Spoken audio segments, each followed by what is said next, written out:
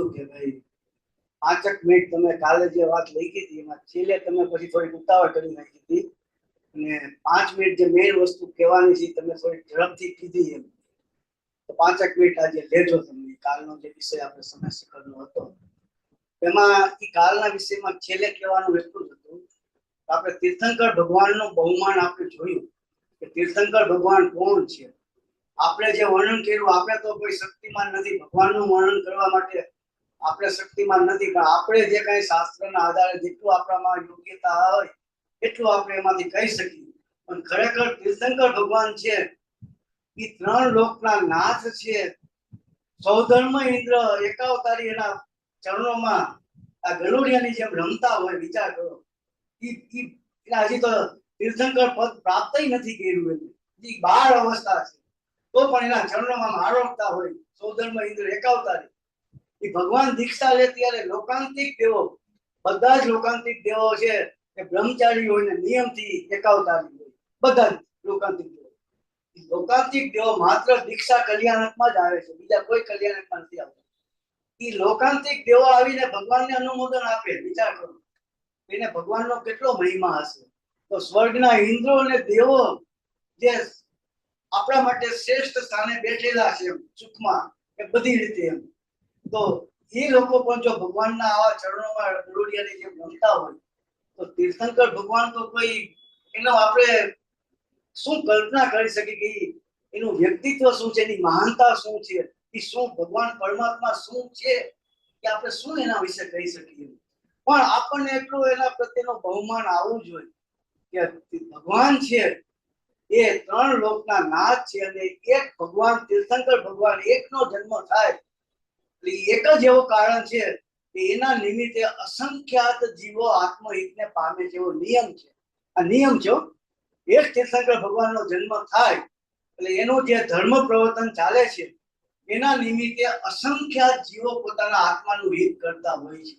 આવા તીર્થંકર ભગવાનનું સ્વરૂપ છે.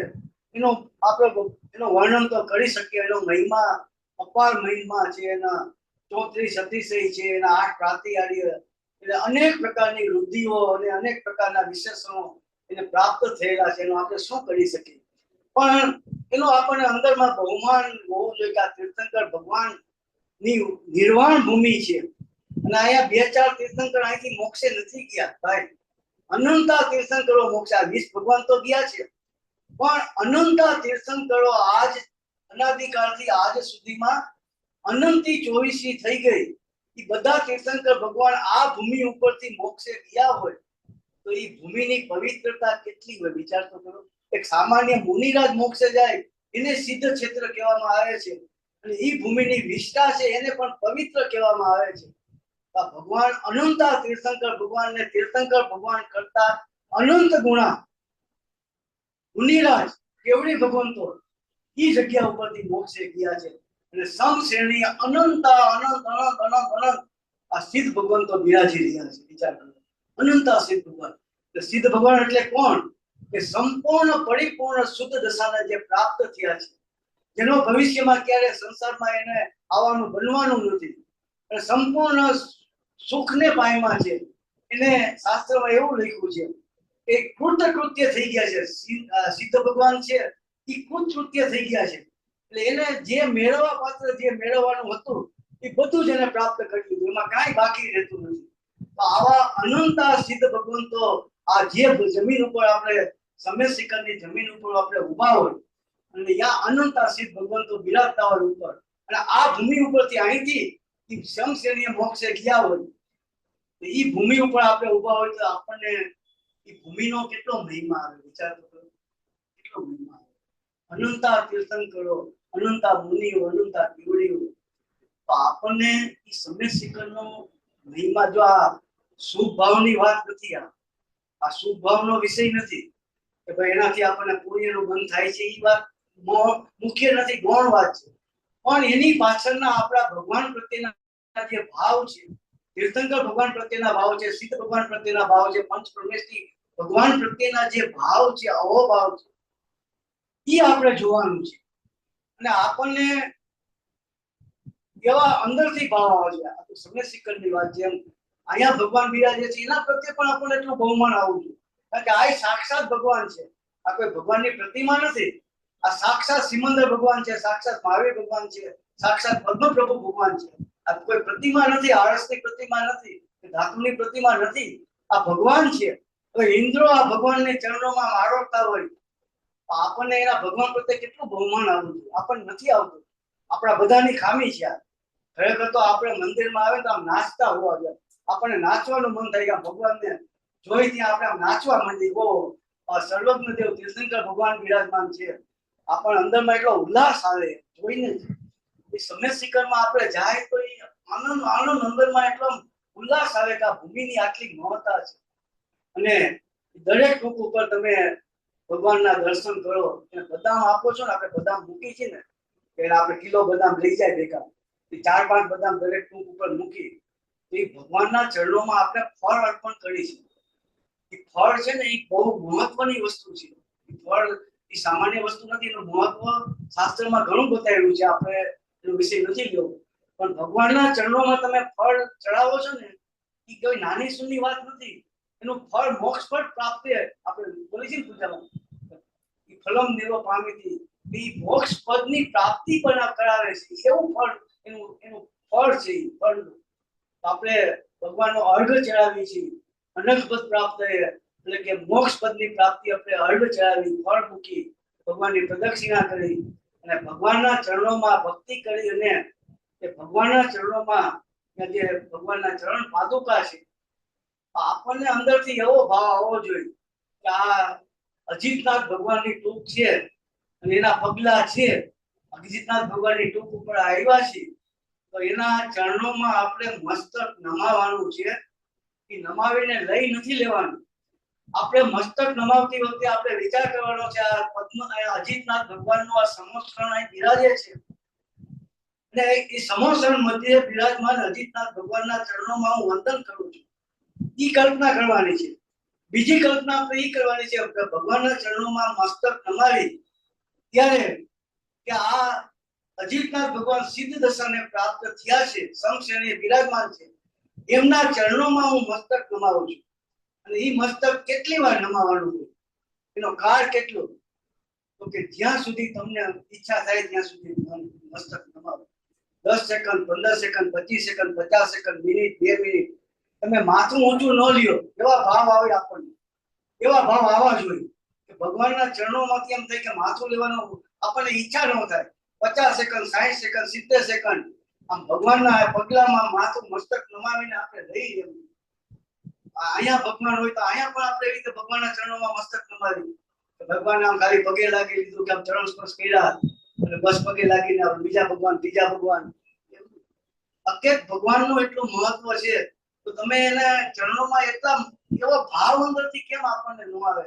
આ તીર્થંકર ભગવાનની કોઈ સામાન્ય આ પ્રતિમા નથી, સાક્ષાત ભગવાન છે કે જેના માત્ર દર્શન કરવાથી કેટલાય ભવોના સંચિત કરેલા પાપ કર્મ નાશ પામી જાય. કેટલા બધા આ ભગવાનના વિશેના અવતરણો કેટલા બધા શાસ્ત્રોમાં છે, કેટલા બધા શાસ્ત્રોમાં મેં તો જોયા છે.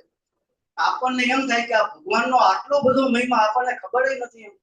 આ ભગવાનને એના ખાલી દર્શન કરવાનો આટલો બધો મહિમા છે. આપણને એના દર્શન કરી તો આમ એમ થાય કે 10 second, 15 second, 25 second, minute, 1.5 minute ભગવાનના ચરણોમાં મસ્તક નમાવીને રાખી એમ ઊંચું લેવાનું મન ન થાય. આવા ભાવ આપણને, અને આવા ભાવ કદાચ આવે ને તો દુનિયા કદાચ આપણને ગાંડી કે પણ ખરા. આટા ઢીલા થઈ ગયા છે એવું કદાચ બોલીએ, ક્યાં સુધી આ માથું નમાવાનું હોય, કેટલી વાર પગે લાગવાનું હોય, કેટલા લોકો બોલતા હોય છે. દુનિયાનો વિચાર નહીં કરવાનો, જેને જે બોલવું હોય. આપણને ભગવાન પ્રત્યે જે અહોભાવ છે, જે ભક્તિ ભાવ છે, આપણે આપણું કરવાનું હોય. દુનિયા જે બોલે, જે વિચારે એ આપણા વિશે. એ ગાંડો કે તો ભલે ગાંડો છું ભાઈ, હું ભગવાન માટે હું ગાંડો થવામાં મને કઈ વાંધો નથી, તો આપણે સ્વીકારી લેવાનું. પણ આપણા ભાવમાં કે સમય શિખર જાય તો આમ ઈ ચાલુ કર્યું ત્યાં સુધી કાંઈ કદાચ સંસારની એકય વાત નહીં, કોઈ વિચાર નહીં, કે નમસ્કાર મંત્રના જાપ કરતા જતા હાલ્યા જાય. કારણ કે 5 પરમેશથી અહીંયા સમાવેશ થઈ જાય છે સમય શિખરમાં. તો આપણે નમસ્કાર મંત્રના જાપ બોલતા ચાલ્યા કરી, બાજુમાં કોઈને રાખવા જ નહીં. આપણા ભેગા ભલે 25 જણા આવ્યા હોય, પણ એને કઈ મારા ભેગા કોઈ ચાલતા નહીં. ભલે ભેગું ચાલો તો ચાલો, પણ એક શબ્દ મારી હારે બોલતા નહીં. હું મારું કામ મારે કરવાનું છે. આપણે નમસ્કાર મંત્ર ભાવથી કે ભગવાનને સ્મરણ કરતા કરતા એનો સ્વરૂપ વિચારતા વિચારતા આપણે 12 કલાક 8 કલાક 10 કલાક તમે આ રીતે યાત્રા કરો, દરેક મુખ ઉપર આ રીતે ભગવાનને વંદન કરો, એને ફળ ચડાવો, અર્ઘ ચડાવો, પ્રદક્ષિણા કરો, એની સ્તુતિ બોલો, સ્વયંશરીય સિદ્ધ ભગવાનને તમે આમ નમસ્કાર કરો, જોઈ રાખો કે આ સિદ્ધ ભગવાન અનંતા સિદ્ધ ભગવાન બિરાજે છે. આમ જોયા જ કરી આપણને એમ થાય કે આ પરિપૂર્ણ શુદ્ધ દશાને પ્રાપ્ત થયા સિદ્ધ ભગવાન. હું પણ તારા જેવો જ છું ભગવાન, તારા મને મારામાં કાંઈ ફેર નથી. અંદરથી એવા ભાવ આવે તો આપણને ઈ ભાવ આપણને આવવા જોઈએ. તો શું છે કે એનાથી આપણે આ નમસ્કાર મંત્રનો વિચાર કરો. આપણે પર્વત ઉપર માની લો ચડ્યા અને ઉતર્યા તો 8 10 12 કલાક થઈ, તો 12 કલાક તમે માત્ર ને માત્ર આત્મહિતની પ્રવૃત્તિ કરો. અને નમસ્કાર મંત્ર માની લો ચડતા ઉતરતા આપણે બોલી, ભલે ઉપર ન બોલી, એ આપણે બધી ક્રિયાઓ કરી, ભગવાનની ભક્તિ કરી, પૂજા કરી, પ્રદક્ષિણા કરી, ફળ ચડાવી કરી. પણ ઉપર ચડતા ને નીચે ઉતરતા આપણે નમસ્કાર મંત્રના જાપ બોલીને તો તત્વનું શાસનમાં રામસેન આચાર્યદેવે એવું કીધું છે કે એક નમસ્કાર મંત્રનો જાપ કરવામાં ભાવથી આવે, એક જ નમસ્કાર મંત્ર ભાવથી બોલવામાં આવે તો એના 500 સાગરો પમમાં કરેલા પાપ કર્મ નાશ પામી જાય. 500 સાગરો પમ, એક સાગરો પમમાં કેટલા વર્ષો થાય કે આપણે પારસભાઈ ગયા વખતે લીધેલું, આપણે સાગરો પમનું પાઠ આપણે લીધેલું, આટલા વર્ષ થાય છે, અસંખ્યાત વર્ષ થાય એક સાગરો પમમાં. તો 500 સાગરો પમમાં તમે જે પાપ કર્યા છે એ માત્ર એક નમસ્કાર મંત્ર ભાવથી, એટલે પંચ પરમેશ્વરી ભગવાનનું સ્વરૂપ જાણીને તમે નમો હરિયંતાણમ બોલો એટલે હરિયમ ભગવાનનું સ્વરૂપ આપણી નજર સામે આવી જાય. નમો સિદ્ધાણમ બોલો એટલે સિદ્ધ ભગવાનનું સ્વરૂપ આપણી નજર સામે આવી જાય. એ વિચારવું ન પડે, એ સહજ રીતે આવી જાય. એવી આપણી તૈયારી કરી અને આપણે નમસ્કાર મંત્ર બોલી તો વિચાર કરો કે એક નમસ્કાર મંત્ર બોલવાથી 500 સાગરો પમના પાપ નાશ થતા હોય તો તમે 10 કલાક નમસ્કાર મંત્રના જાપ કરો, એનાથી કેટલા પાપ કર્મ નાશ પામી જાય, કેટલા પુણ્યનું ઉપાર્જન થાય. વિચાર તો કરો. પંચ પરમેશ્વરી ભગવાનનું સ્મરણમાં ઉત્કૃષ્ટ પુણ્યનો બંધ થાય છે. 5 પરમેશ્વરી ભગવાનના સ્મરણ માત્ર બધી જ વિપદાઓ નાશ પામી જાય છે. આ સીતા છે, અંજના સતી છે, સુદર્શન શેઠ છે, એનો બચાવ થયો એનું કારણ એક જ શાસ્ત્રમાં લખ્યું છે કે પંચ પરમેશ્વરી ભગવાનનું એને શરણ હતું એટલે એનો બચાવ થયો. નકા રાવણ પાસેથી સીતા પાછી આવે ને એ જિંદગીમાં ન બને. અને કેવડો વીર પુરુષ હતો, કામદેવ હતો, એ કઈ નાનો જેવો તેવો માણસ નતો, એ વીર પુરુષ હતો. અને સીતા ને આમ હાથ ન અડાડી શક્યો, એના પંચ પરમેશ્વરી ભગવાનનું સ્મરણ હતું સીતાજી પાસે, એટલે એ બચી શક્યો. તો આપણે વિચાર કરો કે કેટલા પાપ કર્મો નાશ પામી જાય, કેટલા પુણ્યનું ઉપાર્જન થાય. ઈ બે વસ્તુ આપણે જવા દઈ ગાળો, ઈ બે વસ્તુ અમારે નથી જોતી. પણ પંચ પરમેશ્વરી ભગવાનનું તમે સ્મરણ કરો ને એટલે તમને પંચ પરમેશ્વરી ભગવાનની ભાવના પ્રગટ કરવાની ભાવના અંદરમાં ઉત્પન્ન થાય કુદરતી રીતે. તમે એકને નમસ્કાર મંત્રના વારંવાર જાપ કરો ને એટલે પંચ પરમેશ્વરી ભગવાન આપણા આત્મામાં છે. શાસ્ત્રમાં એવું કથન આવે છે કે પાંચેય પરમેશ્વરી ભગવાન એ આત્માના જ પરિણામ છે. એવો એક વાક્ય આવે છે શાસ્ત્રમાં. 5 પરમેશ્વરી છે એ આત્માના જ પરિણામ છે, એ આપણે જ છીએ. તો આપણે એની પાછળ ભલે પુણ્ય કદાચ ગમે એટલું મળે, આપણે એનું પ્રયોજન નથી. ગમે એટલા પાપ કર્મ નાશ પામી જાય, ઠીક છે, એ ભલે થાય, આપણે એનું પ્રયોજન નથી. પણ એનું સ્મરણ તમે 10 કલાક 8 કલાક સતત તમે એનું સ્મરણ કરો. પંચ પરમેશ્વરી ભગવાન નમસ્કાર મંત્ર બોલો, અનાદિ મંત્ર છે, એક જ મંત્ર અનાદિનો છે. નમસ્કાર મંત્ર એક જ અનાદિ મંત્ર છે, બાકી હજારો મંત્ર છે, એ કોઈ મંત્ર અનાદિ નથી. અને આ શાશ્વત મંત્ર છે, અનાદિ અનંત મંત્ર છે, મહાન મંત્ર છે. સૌથી મોટામાં મોટો મહાન મંત્ર હોય જૈન ધર્મનો તો એ નમસ્કાર મંત્ર છે. તો એની પાછળ તમે નમસ્કાર મંત્ર બોલવાથી 5 પરમેશ્વરી ભગવાન નું સ્વરૂપ પ્રગટ કરવાની અંદરમાં તમને જે ભાવના ઉત્પન્ન થાય એનાથી મોટી ઉપલબ્ધિ આપણા માટે બીજી કઈ હોઈ શકે. તમે 12 કલાક આપણે યાત્રા કરી, 12 કલાક એમાં ને એમાં ક્યાંય સંસારમાં ક્યાંય આપણે જવું નથી, કોઈ વિચાર નહીં, કોઈ સંસારની વાત નહીં, કોઈની સાથે કાંઈ નહીં. કારણ કે આપણે મુંબઈ થી જાય તો કેટલી બધી તૈયારી કરીને જવું પડે, અહીંયા 5 દિવસ રોકાવું હોય તો કેટલો સામાન પેક કરવો પડે, જમવાનું ભેગું લેવાનું પડે, અહીંયા કામ ધંધા હોય બધા ઓફિસના, એ બધા 5 દિવસ માટે એડજસ્ટ કરીને જવાનું હોય, પૈસાનો ખર્ચો થાય, અહીંયા મુશ્કેલી વેઠી.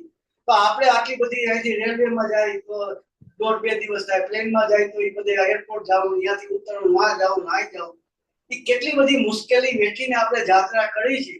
અને અહીંયા ગયા પછી આપણે કે બધા ટોક ઉપર દર્શન કરીને ભક્તિ કરીને અર્થ આવી, પણ ભગવાન કોણ છે, ભગવાનનું સ્વરૂપ શું છે, એનું મહત્વ શું છે, સિદ્ધ ભગવાન શું છે, અરિયંત ભગવાન શું છે, તીર્થંકર ભગવાન શું છે, એનું મહત્વ શું છે, આપણે માત્ર યાત્રા કરીને આવતા રહી.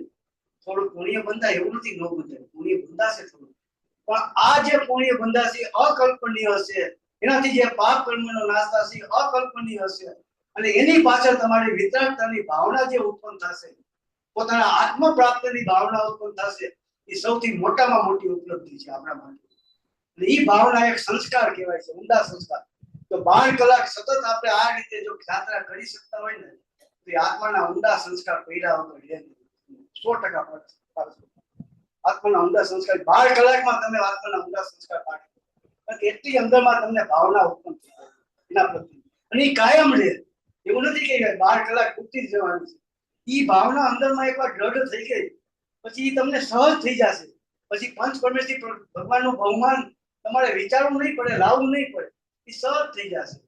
એટલે આ રીતે એનો ભાવ આપણને આવે. ભગવાનના મંદિરમાં પણ આપણે પૂજા કરતા હોય, દર્શન કરતા હોય, ભગવાનની આરતી ઉતારતા હોય, આપણને આમ અંદરથી એટલો ઉલ્લાસ આવે, આમ આપણને આમ નાચી ઉઠી, એમ થાય કે ભગવાનને આ ભગવાન જગતમાં 3 લોકના નાથ હોય તો આપણને કેટલો ભયમાં આવે. કોઈ કઈ ઉદ્યોગપતિ મોટો આવે તો આપણને એનું બહુમાન આવે, કોઈ મોટો ઉદ્યોગપતિ આવે, દુનિયાનો સૌથી મોટામાં મોટો ઉદ્યોગપતિ ભારતનો આવે, મંદિરમાં દર્શન કરવા આવે, એની વાહે વાહે ફરી આપે, આપણને પૈસા આપવાના નથી ખબર છે, પણ એ આખા ભારતમાં સૌથી મોટામાં વધુમાં વધુ પૈસા એની પાસે છે. દર્શન કરવા મંદિરે આવ્યા તો બધા એની વાહે દોડે, મુકેશભાઈ આમ છે ને ઓલો આમ છે ને, અહીંયા ભગવાન છે ને, અહીંયા આમ છે ને, આ ભગવાન છે, અહીંયા બિરાજમાન કર્યા, બધું આપણે કેવા મંદિર, એનું બહુમાન આવે છે ને. આપણને પૈસાનું બહુમાન છે એટલે એની પાછળ પડી, પણ આપણે તો આત્મા પ્રાપ્ત કરવો છે કે આપણે ભગવાન પાછળ પડવાનું છે ને, ભગવાનનું બહુમાન કરવાનું. આપણે પૈસા નથી જોતા, આપણે આત્મા જોઈએ છે.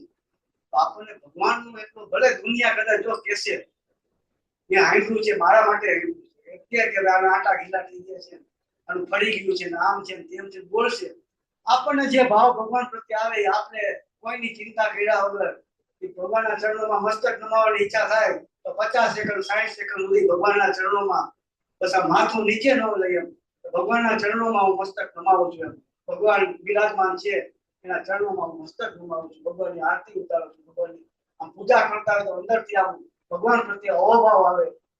જે કાંઈ ભક્તિ કરતા હોય તો ભક્તિમાં આપણે ઉછરી પડીએ. આપણી બધા મારી ભૂલ છે, એવું નથી, મને એટલો મહિમા નથી કે આપણે પ્રગટ કરવાનો છે, આપણે જોવાનું છે. કારણ કે આ કોઈ સામાન્ય વસ્તુ નથી.